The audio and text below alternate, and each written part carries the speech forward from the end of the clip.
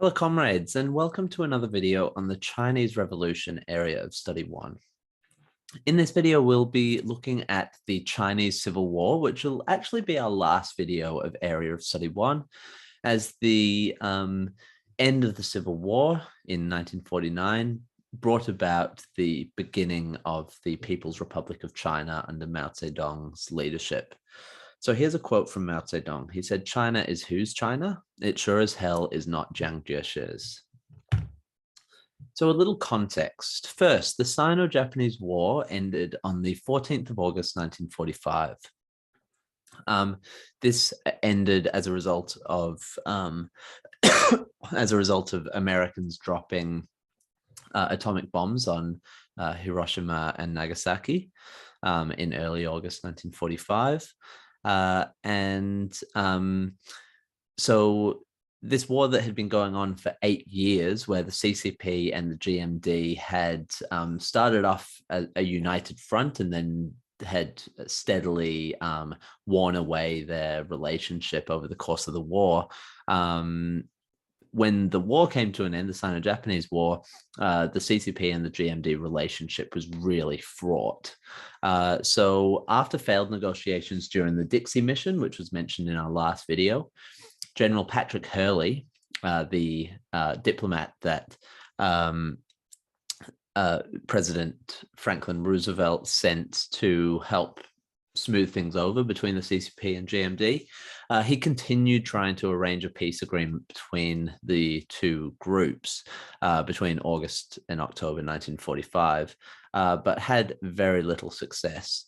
Meanwhile, just a couple of days after the dropping of the bombs on Japan, knowing that the war was going to come to an end, the Soviet Union and the CCP sent troops to Manchuria, which was Japan's stronghold, and began disarming the Japanese, stockpiling their armaments in an arms race between them and the GMD. Jiang Jieshi entered the arms race a little bit too late and sent forces into Manchuria as the communists fell back to the countryside. So what that tells us is that the communists now had, by taking the Japanese arms, even though Jiang Jieshi had been stockpiling arms given to him by America, the communists now had lots of Japanese weapons as well. So in late 1945, the newly elected US President Harry Truman sent General George Marshall to China to again attempt peace talks between the CCP and GMD. He wanted to avoid a civil war through the formation of a coalition government of CCP and GMD coalition. He clearly didn't have the historical context and the background about the tensions between the two groups. But you can see why he wanted to avoid a civil war. There had just been this global conflict of World War II. And so Harry Truman really was trying to avoid large-scale wars. On the 10th of January 1946, a ceasefire was signed between the CCP and GMD, but this just gave the communists time to strengthen their hold in the Manchurian countryside. And by May 1946, so 5 months later, the two sides were finally at war. Now, the nationalists made early gains in the Civil War. And in the first year of the war, they outnumbered the communists 3-1. So they had a much larger army. As such, they took cities and railways in northern China and Manchuria, so started to take land as well. So much so that Yan'an, the communist stronghold, the Yan'an Soviet that we learned about in a previous video, was lost in March 1947. Mao wasn't too concerned about this. He is quoted as saying, "We will give Jiang Yan'an, he will give us China." The reason he wasn't concerned is that he really felt as though land was like it was fine to lose land as long as you held on to your armed forces, and the Red Army retreated from Yan'an without losing any men, and reverted again to guerrilla tactics that had been successful for them in the past. And this really wore the Nationalists down, who, with their 3-1 advantage, of troops, they really wanted to have more face-on battles, whereas the Red Army reverted to guerrilla tactics that were quite sneaky and really, led to the Nationalists losing a lot of morale. Here's a quote to highlight Mao and the Red Army's attitude towards land and men. So this is a song that the Red Army would sing to keep their morale up. They would sing, "Keep men, lose land, land can be taken again. Keep land, lose men, land and men both lost." So basically, we don't need the land as long as we have our men, because if you try keeping the land and then you end up losing the men, then you lose both. Whereas if you keep the men and you lose the land, then you live to fight another day. Mao at one point used himself as bait to lure nationalist forces into pursuit and ambush. There's a great quote here, "Cutting off the fingers one by one," that really highlights what guerrilla tactics are all about. So while the Nationalists made early gains in the Civil War, the Communists' use of guerrilla warfare started to really take its toll on the Nationalist forces. Now, on the 1st of May 1946, the Communist forces, previously called the Red Army, were officially renamed the People's Liberation Army. They were the PLA. So they were committed to liberating the people, and by the people, they meant the peasants and workers, from nationalist rule. Historian Lucien Bianco is quoted as saying, "Every major area of the nationalist military weakness was an area of Red Army strength." Firstly, the PLA, the People's Liberation Army, was highly mobile, moving around the countryside, being able to recruit peasants, for instance, while nationalists were stuck in towns and were quite immobile, which didn't do much to boost the mood for nationalist soldiers. Edgar Snow's wife described the communist soldiers as Prince Valiants in straw sandals. So you may remember that Edgar Snow was a journalist that went and interviewed Mao after the Long March, and he was he quite admired Mao and the communists. But yeah, this quote from his wife shows the sort of attitude that people had towards the communist soldiers. Bianco again is quoted as saying, "Conscription," which is basically when you forcibly signed up to join the military, like you have to join the military. "Conscription, a tragedy in the government-controlled areas, was an honor in liberated areas." So while people didn't want to join the nationalist army, they were quite happy to and honored to join the People's Liberation Army.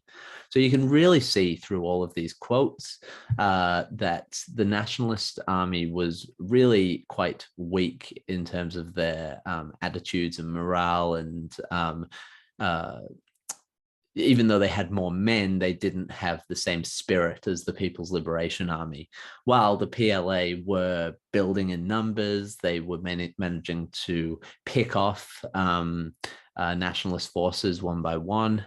And they also had many peasants join their cause. And this was largely due to land reform. So particularly in 1947, the land law introduced by the communists took away all rights of landlords, empowering peasant associations to redistribute the land. Rural people were really in favor of the communists, and so they provided the People's Liberation Army with food, shelter, intelligence, and importantly, recruits. So when the war started, it was a 3-1 nationalist to communist split, but by this point, the gap between them would have been narrowing quite significantly, and while the communist morale was continually lifting. So the Nationalists Surrender. Here's a quote from journalist Jack Belden. It said, throughout the Japanese War and the Civil War that followed, this army, that being the Nationalist Army, was continuously beaten because it had no soul. So what he's saying there is that the Nationalist Army, and we saw this in the Sino-Japanese War when the communists really held up a stronger fight against the Japanese than the nationalists did with their tactics of basically a war of self-defense. So they had really low morale, really low spirit. But there were other issues facing the nationalists, such as corruption, hyperinflation, and many middle-class people deserting the government and moving towards the communists. In April and May 1947, the People's Liberation Army, led by Lin Biao, launched a series of spectacular offensives, to the point that by 1948, they outnumbered the nationalists, and so guerrilla fighting was no longer required. Over 300,000 prisoners were taken after one battle, and many nationalist soldiers chose to join the communists. They saw the winds of change, and they maybe identified more with the communist cause, and so they abandoned Jiang Jieshi and the nationalists and joined the communists. Then on the 21st of January 1949, Jiang Jieshi resigned as president and fled to Taiwan, which is still known as the Republic of China. So Jiang Jieshi established the Republic of China in Taiwan, which is still what it is known as. On the 31st of January 1949, People's Liberation Army troops took over Beiping, as we know as Beijing.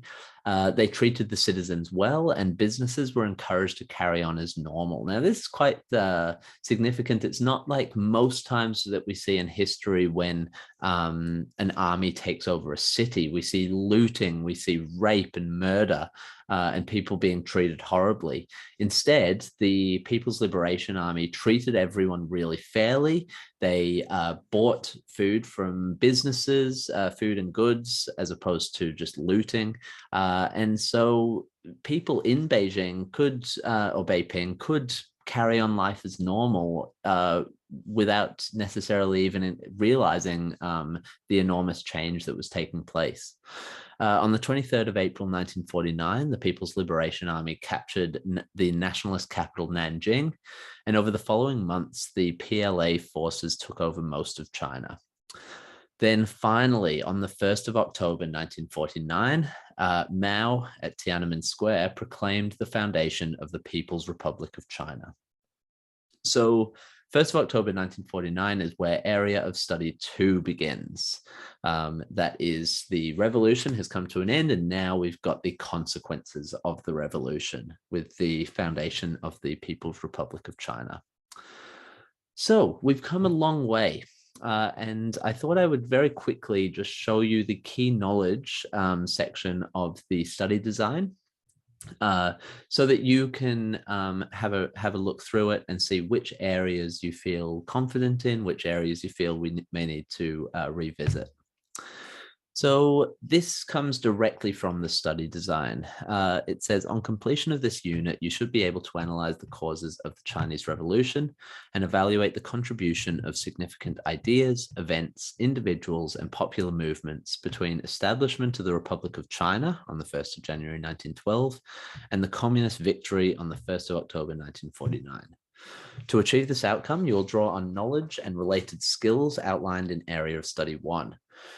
Key knowledge includes an understanding of the events and conditions that contributed to the outbreak of revolution, including challenges to the early Republican era. So for that, we're looking at the rule of Yuan Shikai, the tension between Yuan Shikai and Sun Yishan. We're looking at the warlord era, when Sun Yishan's three principles of the people got abandoned and there was no unified China. So that's the challenges to the early Republican era. We've got the first united front between the GMD and CCP, the Northern Expedition from 1926 to 1928, the Shanghai Massacre that took place, that ended the first united front when Jiang Jieshi ordered that the communists be massacred in Shanghai, and that led to the White Terror.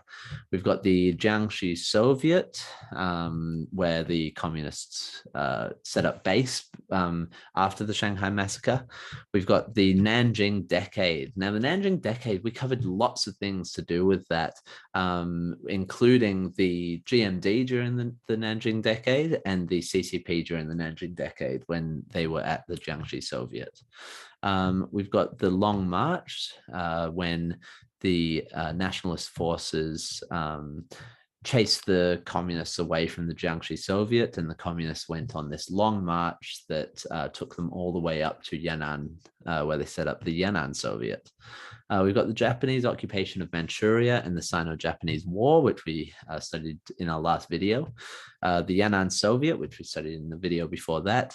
The Xi'an incident and the Second United Front. So that's when Jiang Jieshi was taken prisoner by, first of all, one of his marshals, Marshal Zhang, and then by the communists. And they forced a Second United Front to fight against the Japanese. And finally, the Civil War. The second key knowledge point is the ideas that played a significant role in challenging the existing order, including Sun Yixuan's 3 principles of the people, that is nationalism, democracy, and people's livelihood. The new culture movement, which was taking place in the early Republican era, when there was this huge intellectual, cultural change taking place, where they were exploring new ideas like feminism, Marxism, socialism, democracy. So that was the new culture movement. And within the new culture movement, we also sometimes lump in the May 4th movement, which will be mentioned shortly.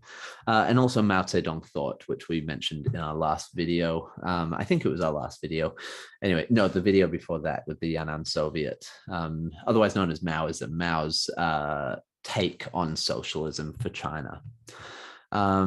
The third key knowledge point is the role of individuals in challenging or maintaining the power of the existing order, including Yuan Shikai, the first president of the Republic of China, Sun Yixuan, who is sort of the father of the Republic, and he was the key revolutionary figure at the beginning of our area of study, who had his 3 principles of the people as an idea of what Republic China might look like. Jiang Jieshi, his right-hand man and military man, who then, once Sun Yixuan died, Jiang Jieshi took over the course of 18 months, took over as the leader of the GMD, and then established the nationalist government at the end of the Northern Expedition. And finally, Mao Zedong, who we will explore in much more detail in area of study 2, but he has been a central figure the whole time, especially from the Long March, when he really rose to power. And then finally, the contribution of popular movements in mobilizing society and challenging the existing order, including the New Culture and the May 4th movements, which was a really intellectually stimulating, these 2 movements that took place that really mobilized the youth of China and the intellectual youth, the students, who then would turn into many members of the CCP in later years. The New Life movement, which took place during Jiang Jieshi's rule during the Nanjing Decade, where he tried to bring back more Confucian values and traditional values under what was called the New Life movement. But it didn't necessarily have the effect that he had hoped, because it just led to people who wanted change being resentful of the fact that there was no change coming. The Red Army, we've looked at how the Red Army used both kindness and, well, mainly used kindness to the peasants to really get peasants on board with their revolutionary mission.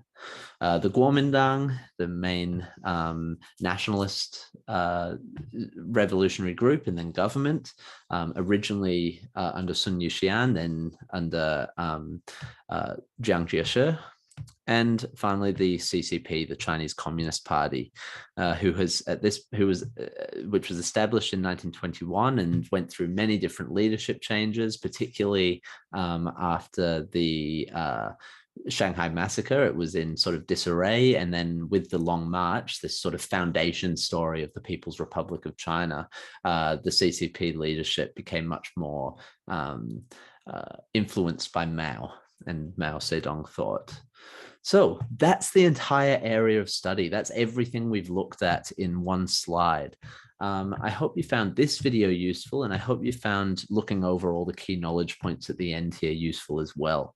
Until next time, I'll see you later.